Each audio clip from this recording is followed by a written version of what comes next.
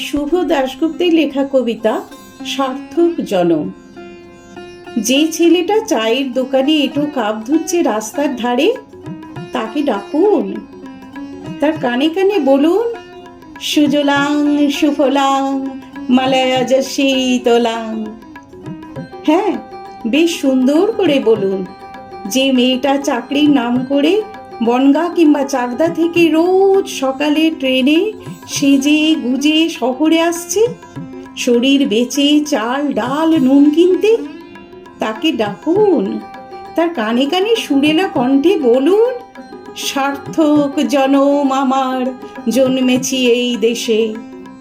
যে ছেলেটি লটারির টিকিট নিয়ে দরজায় দরজায় ঘুরছে আর বলছে, বিশ্বাস করুন, আমি ভদ্রলোক, আজ 10 বছর হলো আমার কারখানা বন্ধ, লক আউট, তাকে ডাকুন, তার কানে কানে বলুন, বলো বলো বলো সবে, শতবীণা বেনু রবে, ভারত আবার জগৎ সভায় শ্রেষ্ঠ আসন লবে।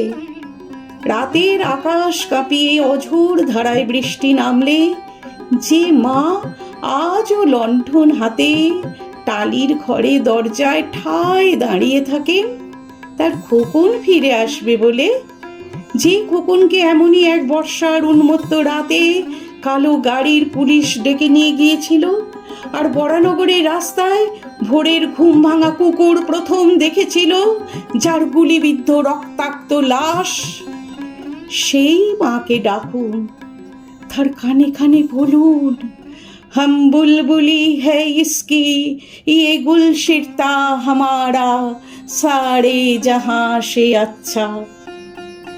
সবাইকে সব কিছু বলা শেষ হলে শুনশান শীতের রাতে পাঁচমাথার মোড়ে ঘোড়ায় চড়ে বসা সেই মহাবিপ্লবীর পায়ের সামনে ধীরে ধীরে এগিয়ে যান। ফাঁকা রাস্তায় রাতের বাতাসে কান পাতুন, শুনতে পাবেন সেই বিপ্লবী পুরুষের বজ্রকণ্ঠ, আমি তোমাদের কাছে রক্ত চেয়েছিলাম তোমাদের স্বাধীনতা এনে দেব বলে, আমি পারিনি, কিন্তু আমি আমার সমস্ত জীবন উৎসর্গ করেছি। আর তোমরা তোমরা